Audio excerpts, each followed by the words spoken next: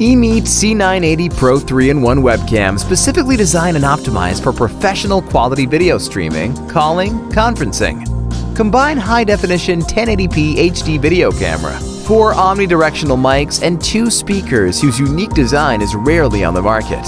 A C980 Pro meets all your needs. Superior automatic low-light correction reduces graininess and brings out details in darker environments. Effective built-in noise reduction and echo cancellation technology, keeping pesky background noise out of your videos. The 80-degree field of view is wide enough to capture Teams and whiteboards with ease. No driver required. Plug and play. If you need a webcam, don't hesitate to try this.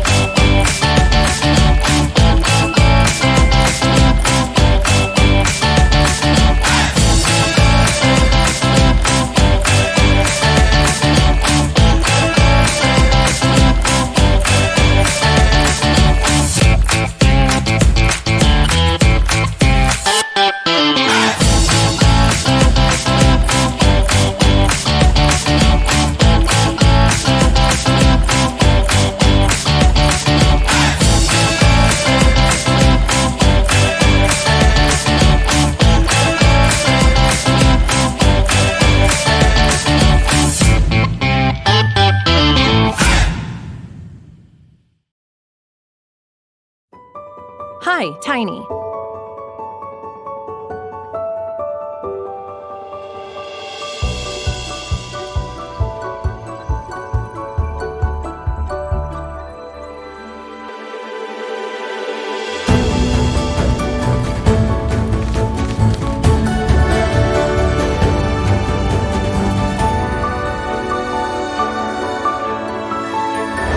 It seems like all the big streamers are using these nice DSLR and mirrorless cameras that cost hundreds, if not thousands of dollars. The problem is, you might not have that kind of cash to drop on your live stream, but you don't want your stream to look like trash. That's right, we're rhyming today. Roll the intro. So I recently came across this webcam on Amazon from a company called Depth Tech. It's got an 8 megapixel camera and claims to shoot up to 4K at 30 frames per second. In terms of physical build, it feels like a high quality webcam. It's got great flexibility, can do the whole 360 rotation, and like many webcams, it has the ability to be connected to a standard mount. Now let's just say the picture ends up being a really nice 1080p picture, which in all reality is not that big of a deal because that's likely the resolution you're going to stream at anyway. Is it really worth spending an additional $500–600 for a DSLR or mirrorless camera that will also end up shooting in 1080p? What we are going to do today is stack up this 4K webcam to the DSLR camera that I use to stream on, and that is the Canon SL2.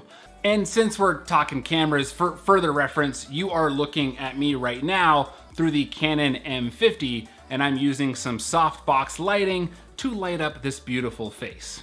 All right, so here's how the test is going to work. All of the lighting is going to be using the Elgato ring light behind me, and that lighting will be optimized for both cameras. I'll also be positioning both cameras as close to each other as possible so that both the framing and the lighting is as consistent as possible. Now, before I tell you which camera is which, I want you to guess. This right here is camera number 1. And this is camera number 2. Okay, so you probably guessed this right. Camera number 1 is the webcam, and then camera number 2 is the Canon SL2. I've got both of these cameras set to push out a 1080p picture at 30 frames per second. The SL2 is capable of doing 60 frames per second, which makes the movement smoother looking, but I wanted both cameras to be at the same frame rate so that we can focus on the image quality. I should mention that the shot you are looking at is using Streamlabs built-in image optimization settings. This shot here is the webcam with no image enhancements. Still not a terrible shot, but you'll notice there is a little bit of red hue to the picture. So by using something like OBS or Streamlabs, which is likely the software you are going to be streaming with anyway, you can tweak some of that color in the picture to look more natural. And there is a little bit of graininess to the webcam picture that you don't get with the more expensive DSLR. That all comes down to lighting. The less lighting you are working with, the more grain you will see, and this is true across all cameras. But webcams especially will expose that fact a lot faster than DSLRs. Also, consider the convenience a webcam offers. Most people, unless they are deep into content creation, don't have two nice DSLR cameras laying around.